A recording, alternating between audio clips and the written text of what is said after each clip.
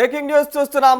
వెండి తెరపై ట్విస్టులతో కథలు నడిపించే స్టార్ డైరెక్టర్ శ్రీను వైట్లకు రియల్ ఎస్టేట్ వ్యాపారులు ఊహించని ట్విస్ట్ ఇచ్చారు. వికారాబాద్ జిల్లాలో భూమి ఇప్పిస్తామని నమ్మించి నకిలీ పత్రాలతో మోసం చేశారు. ఏకంగా 7,02,00,000 రూపాయలను టోపీ పెట్టినట్టు తెలుస్తోంది. తీరా మోసపోయారని గ్రహించినటువంటి దర్శకుడు ఇప్పుడు న్యాయం కోసం పోలీస్ స్టేషన్ మెట్లను ఎక్కారు.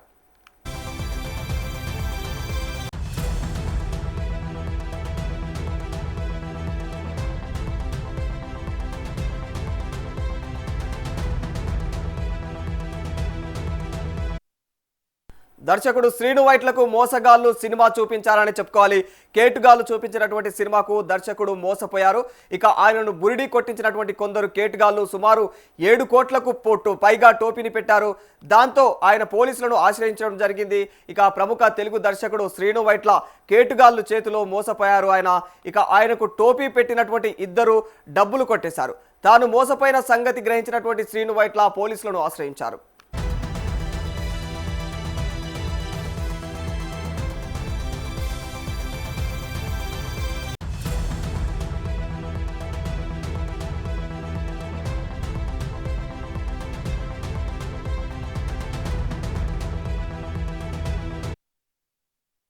భారీ భూ కుంభకోణంలో శ్రీను వైట్ల చిక్కుకున్నారు. ఇక ఆయన కుటుంబ సభ్యులు దాదాపుగా 7,02,00,000 రూపాయలనైతే ఇక మోసపోయినట్లు తెలుస్తుంది.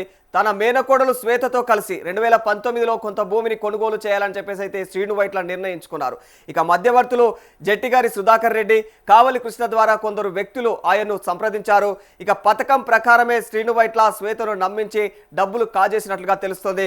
ఇక వికారాబాద్ జిల్లా కడ్మూరులో తమకు భూమి ఉందని మాయ మాటలు చెప్పడంతో పాటుగా ఇక నకిలీ పత్రాలను కూడా సృష్టించి శ్రీను వైట్లకు చూపించినట్టు వాళ్ళందరూ కూడా శ్రీను వైట్లకు చూపించినట్లు తెలుస్తోంది. కేటుగాళ్లు వాళ్ళ మాటలు నమ్మడంతో పాటు భూమి ఉందని భారీ మొత్తంలో సుమారు 7.5 కోట్లు నగదు చెల్లించి సేల్ డీడ్లు రెడీ చేసుకున్నారు శ్రీను వైట్ల.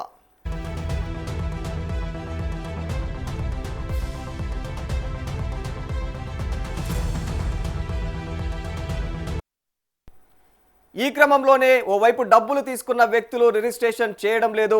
ఇక పలు దఫాలు వాళ్లను సంప్రదించడానికి చేసినటువంటి ప్రయత్నాలు కూడా అన్ని ఇక విఫలమైపోయాయి. దాంతో శ్రీను వైట్ల ఆరా తీయడం మొదలుపెట్టారు. ఇక భూములకు సంబంధించినటువంటి విషయాలను కూడా ఆయన విచారించగా ఆ భూమి నిందితులది కాదని వేరే వ్యక్తులదని తెలిసింది.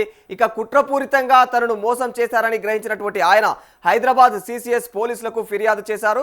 ఇక శ్రీను వైట్ల ఫిర్యాదు స్వీకరించినటువంటి పోలీసులు ఇక ఎవరైతే ప్రధాన నిందితులు జి ప్రభాకర్ రెడ్డి, మంచంపల్లి ఆనంద్తో పాటు మరో 10 మందికి పైగా కేసులు నమోదు చేశారు.